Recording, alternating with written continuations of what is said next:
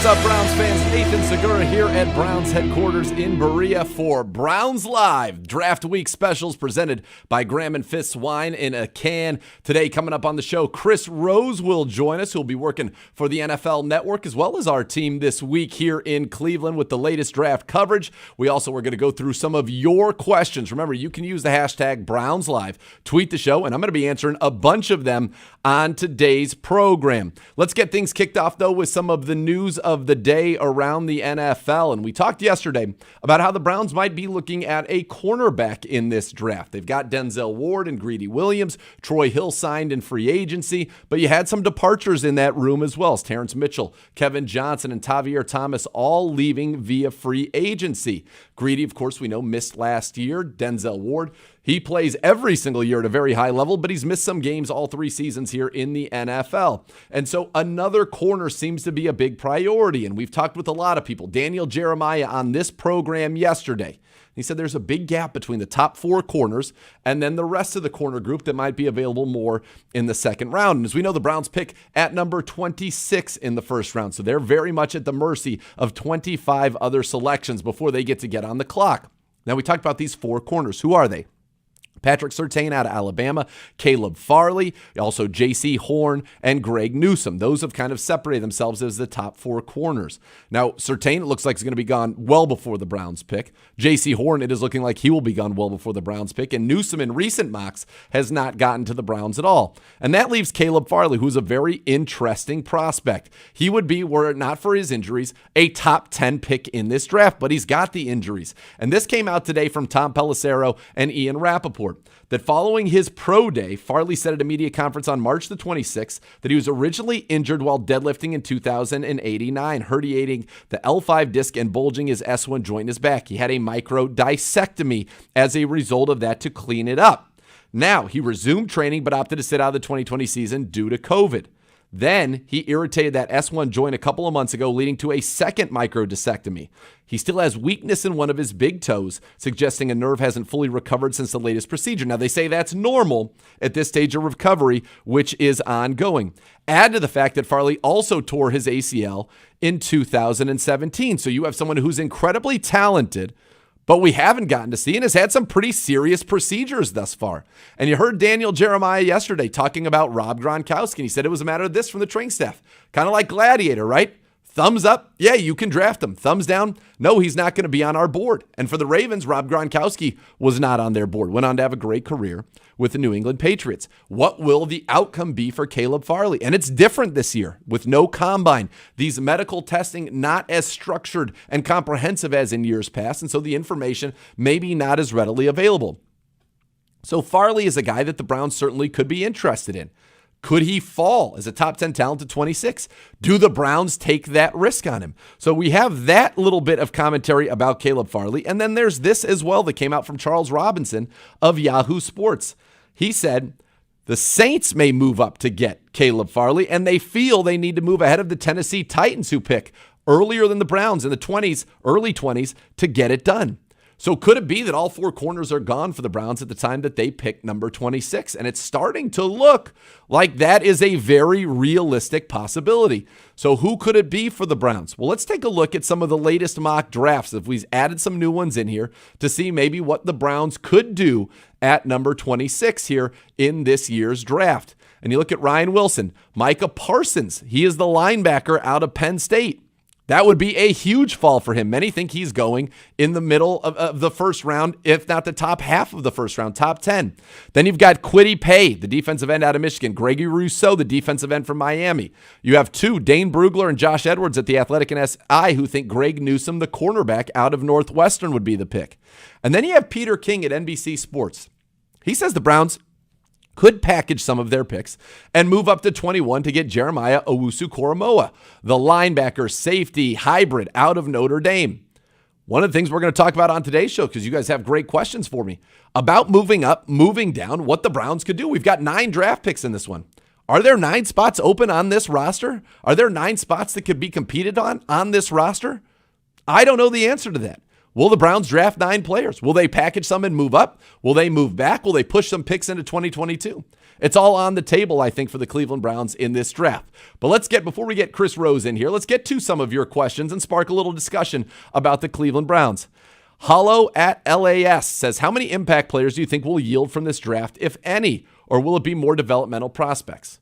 Well, I think the idea is you always want to get impact players out of the draft. And the reason is they are salary capped. You are going to get, relative to their talent, a very inexpensive player. And so I think if you're the Browns, you're looking to get multiple impact players out of this draft. I think whoever you take at 26 or your first pick, that's going to be somebody that's going to compete for playing time regardless of the position at which they're drafted, or at least you're going to have packages for them. And then you think about after that, in the second round, third round, you're going to get guys that compete to play. The idea is to build competition on this roster. And while somebody might not necessarily be an impact player in 2021 on the very stacked roster that the Browns have, ranked second overall in the NFL right now by Pro Football Focus, trailing only the defending Super Bowl champion Tampa Bay Buccaneers, they could become impact players for you down the line. Remember, today's needs aren't always tomorrow's needs. And so the Browns are going to be drafting not only for this year to be better and chase that Lombardi trophy with a roster that's very capable of hoisting it at the end of the season, they're also going to be looking at some succession planning, guys who maybe will have packages and roles this year, but who will grow into becoming impact players for the Cleveland Browns down the line. All right, we're going to go right now to Chris Rose, who joins us on the hotline on this edition of Browns Live, presented by Graham and Fist Wine in a Can. And Chris, of course, a native Clevelander, will be here working for the NFL Network and the Browns this week. And Chris, how does it feel to be back in Cleveland for a draft, but not one where the Browns are looking for a savior?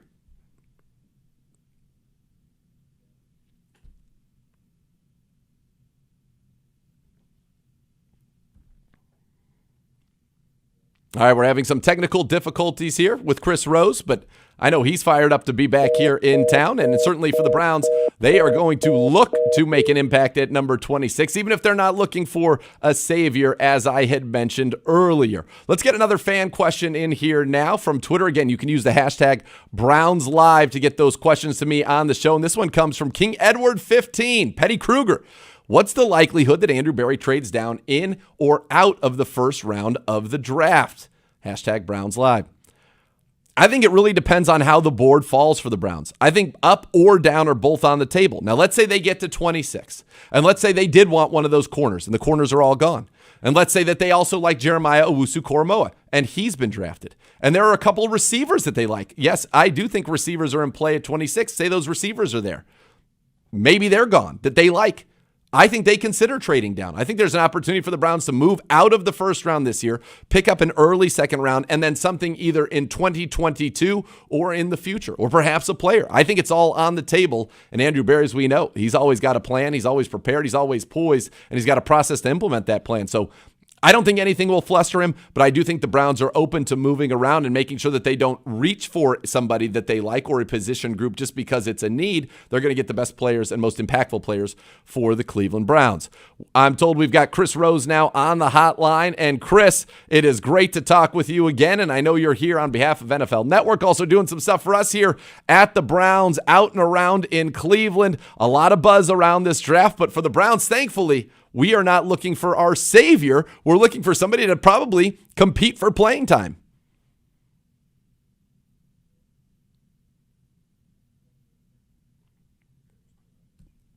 All right, we're still having some technical difficulties. We will get Chris Rose momentarily, but we're going to be back after a quick break here on Browns Live, presented by Graham and Fist's Wine in a Can.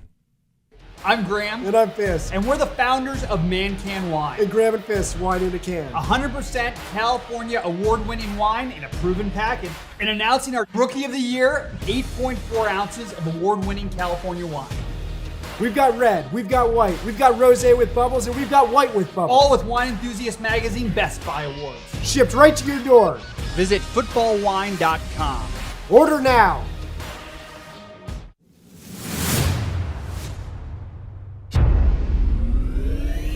Welcome to Cleveland, home of the 2021 draft. With the first pick, the Cleveland Browns select.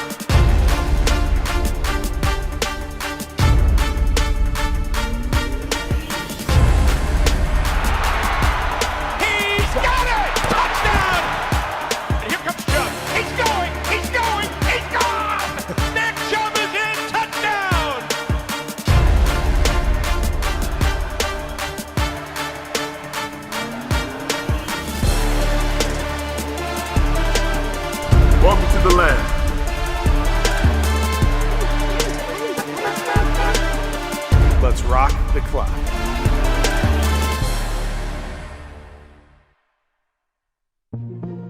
At university hospitals, our sports medicine experts bring science and compassion together to develop personalized care plans for athletes at every level, from Pee-wee to pro. The same experts who care for the Cleveland Browns, the Cleveland Monsters, and the Cleveland Ballet keep our local athletes performing at their best. Schedule an appointment at uhsports.org. University Hospitals, the science of health, the art of compassion. The door to a car you've been saving for. The door to a personal loan that feels genuinely personal. The door to a bedroom for each of your teenagers. The door to a new employee who's also your neighbor. And the door to a happy and full life for you and everyone you know. This year, KeyBank has already opened over 170,000 doors, helping people get from where they were to where they wanted to be. KeyBank opens doors. Arby's, 2 for $6. Every day. Greek gyros and a spicy one? Opa! 2 of those things for just $6. Arby's, we have the meats.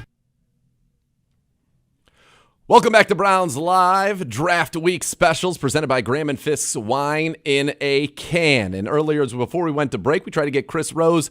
Fortunately, we're having some technical difficulties. So what we will do is take more of your fan questions using the hashtag Browns Live. So you get those in. I will answer them right here on this program as we wrap it up. But what we're going to do is talk for a little bit now about the cornerback position, because that's one that I do think the Browns will be looking at. So who are some of the names that you need to know for the Cleveland Browns here in the 2021 NFL Draft? And we mentioned Caleb Farley a minute ago, the young man who has that back issue. Will he be on the draft board for the Cleveland Browns, or his medical conditions, have they taken him off? He is one of the top corners in this draft. Pro Football Focus says he is number 1 in this draft. Opted out of 2020, 2019 first team All ACC, 16 passes defense, 4 interceptions.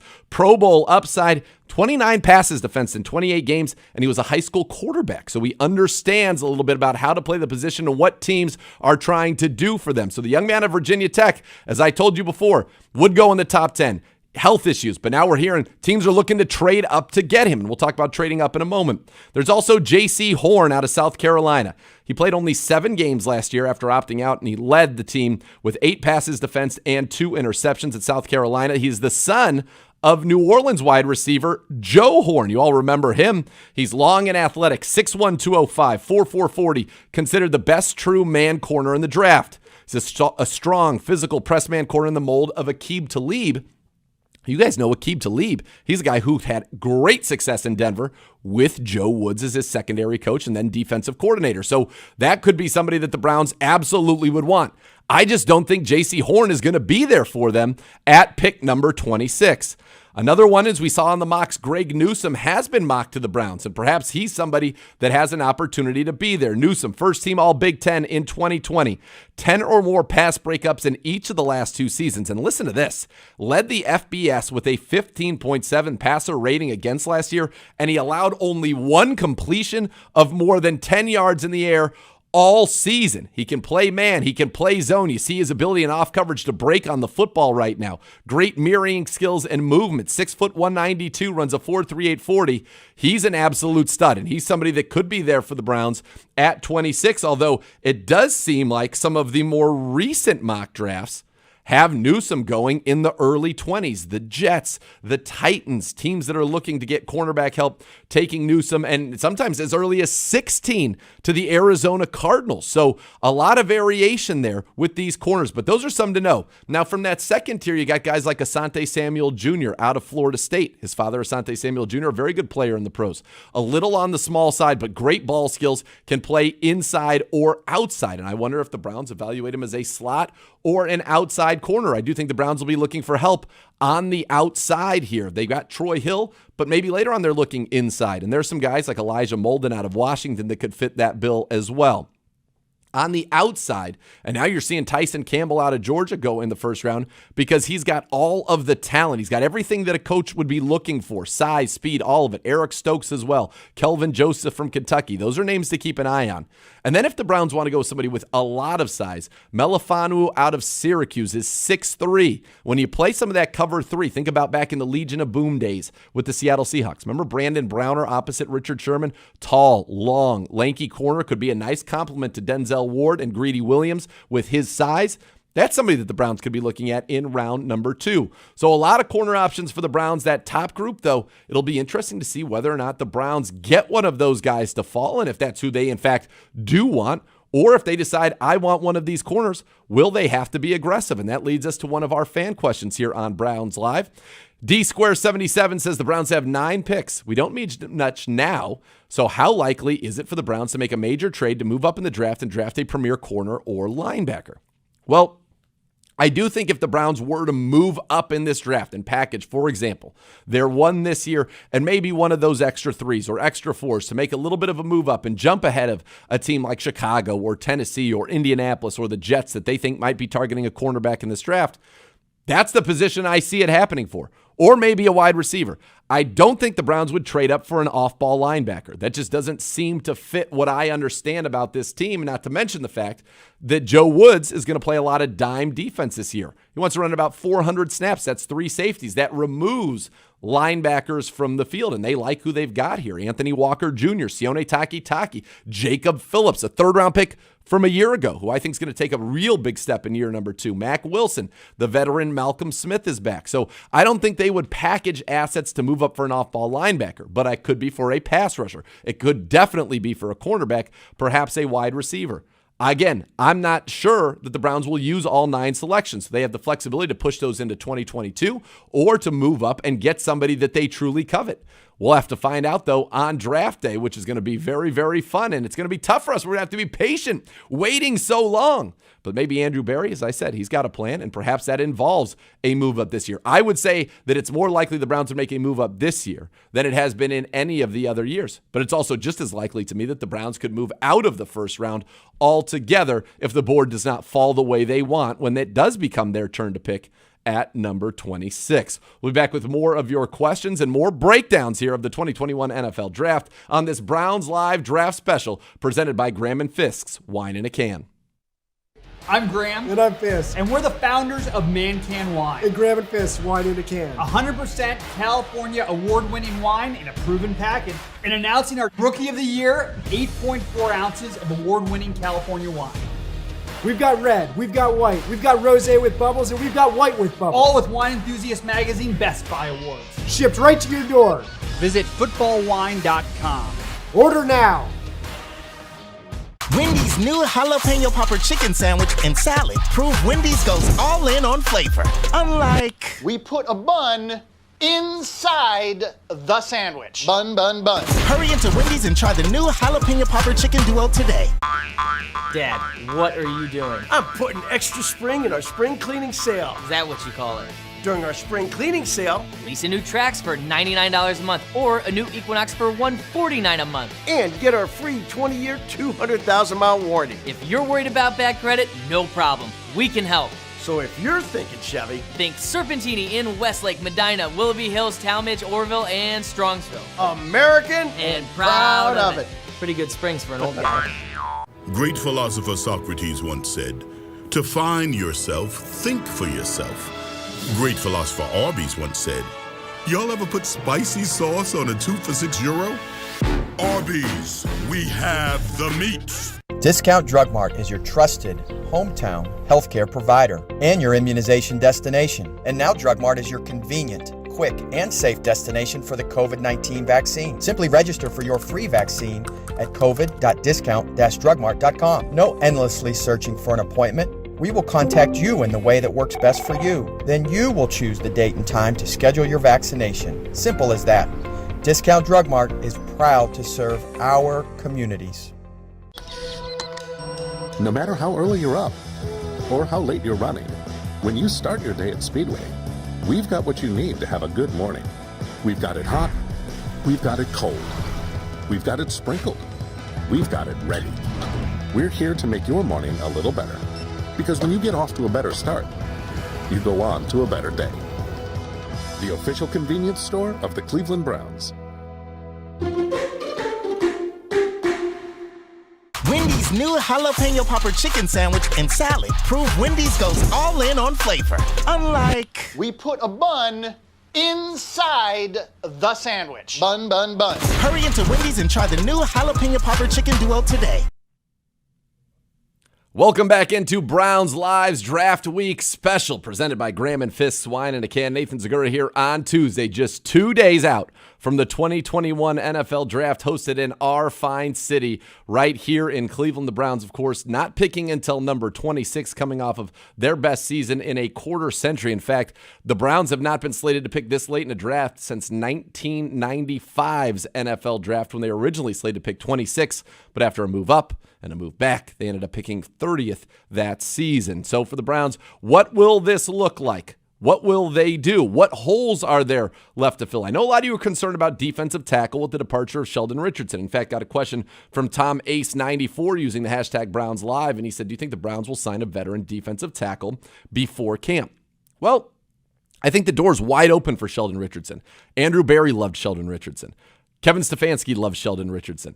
Chris Kiffin loved him. Heck, I loved him. His teammates loved him. So I do think the door is very much open for Sheldon Richardson. And I imagine he is going to wait and see how the draft plays out. And this is not a great defensive tackle class in this draft. Daniel Jeremiah, he said yesterday on this show, said it's the worst defensive tackle class he remembers ever scouting. So I think that there could be a home for Sheldon Richardson, and certainly the Browns would like that home to be back here in Berea in the brown and orange. So could they sign him? I think they will do something at the defensive tackle position. You look at your roster right now. You've got Andrew Billings, who opted out last year, but is back. He's a guy who started 30 of his last 32 games in Cincinnati, a big run stopper in the middle of your defense. You brought in the veteran Malik Jackson on a one-year deal, a great interior pass rusher, and I think he's going to play alongside Billings, but also be the one defensive tackle on the field when they're in those pass rushing situations, and he'll be joined by Garrett and Clowney and Takk McKinley. I also think the team loves Jordan Elliott, and they brought in the veteran Sheldon Day, who's been around for 5 years. So that's the four you've got now. You need more than that to go into camp. So that could come from somebody in the draft. That could come from a veteran coming in. That could come from undrafted free agents as well. So I do think the Browns will continue to address that defensive tackle position. I don't think they're done with it, but I'll also add this. I don't think the Browns are going to have, many scenarios. I think they'll have in some of their base looks, they're going to have two defensive tackles on the field. Certainly near the goal line, you put three as you're trying to stop the run and in short yardage. But I think in most passing situations, there's going to be one defensive tackle at most on the field. And I think that's slated right now to be Malik Jackson. Jordan Elliott's going to get some run there also. But I think they like their defensive tackles. I think if the Browns were to make a move there, you're always looking for a pass rush over run stopping. You're looking for interior pass rush. There really isn't anybody that fits that bill in this draft as a dominant interior pass rusher. So I would be surprised if the Browns took a defensive tackle early in the draft, but I would not be surprised if they add another veteran presence who can keep that rotation and help keep Malik Jackson and Elliott and Billings fresh as it stands right now. We got another question from Jimmy Toth. Oh, we got right here from Howard's 15110279. Said, while I understand rotating players on D and all the different packages, I still feel that there should be 3-down players on both the D line and in the linebacking core. Any thoughts on this? I agree. And I do think that the Browns on the defensive line certainly have 3-down players. I think that Myles Garrett's a 3-down player. Jadeveon Clowney's a 3-down player. Takk McKinley is a 3-down player. And I think that you'll see those three on the field together quite a bit.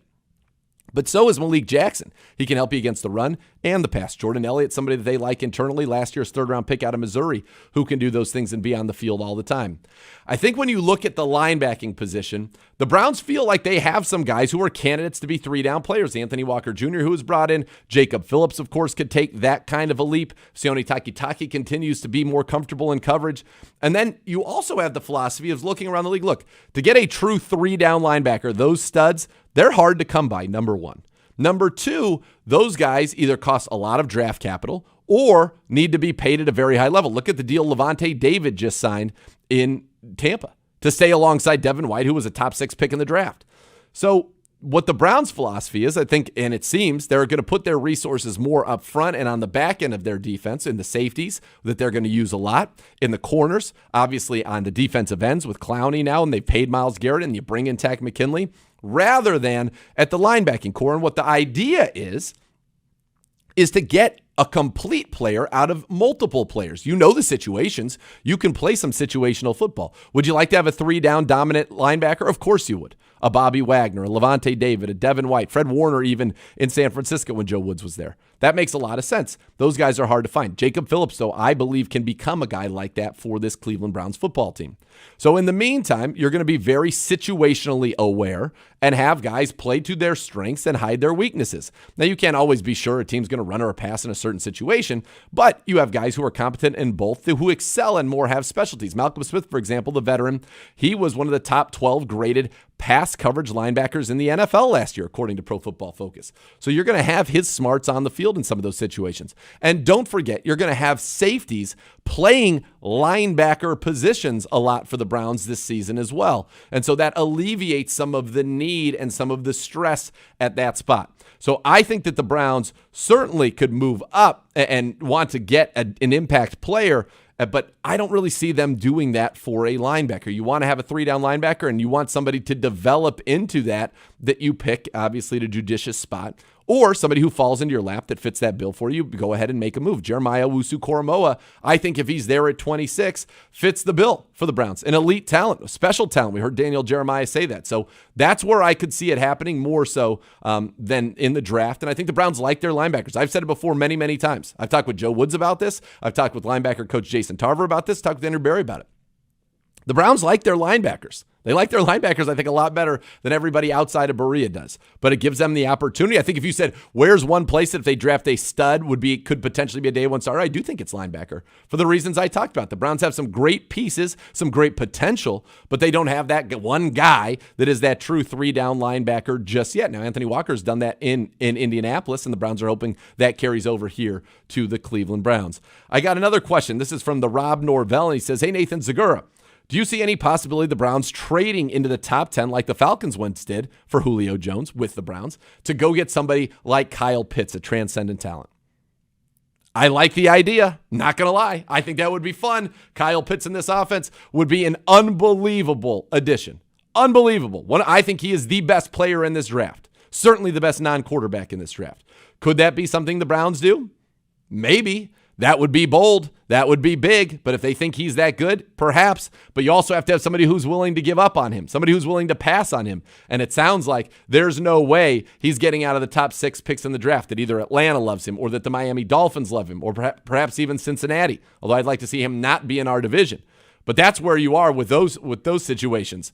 Kyle Pitts, transformative. If you love him enough, do you try? Is somebody willing? What's the cost? I don't see this team knowing all the people that need to be paid and knowing all of the fact that you've got guys at key positions coming off of injury or on one-year deals that you would be able to mortgage a first-rounder this year, a second-rounder, maybe even a first-rounder, because it's going to take a lot to go from 26 to 4 or 5 or 6. A lot. We know that. That's multiple ones and more. I don't know that the Browns want to give up that draft capital.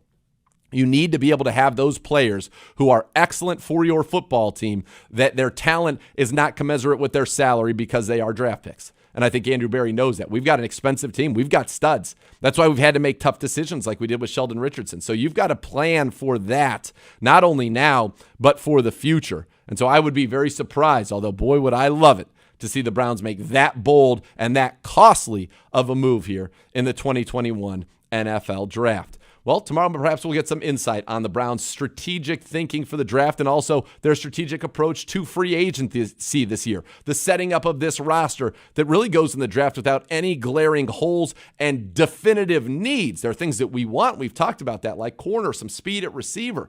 But there are nothing that the Browns have to get a day one plug-and-play starter like he did last year at left tackle with Jedrick Wills. And Dan Sagany, he is going to join us from the Browns personnel department to break it down for us. So we're going to have a very special edition of Browns Live tomorrow. Great questions today. Appreciate you hanging with us through the technical difficulties. We'll be back again tomorrow, 3 p.m. Dan Sagany, me, and all of you using the hashtag Browns Live. So thanks for watching another Browns Live Draft Week special presented by Graham & Fisk's Wine in a Can.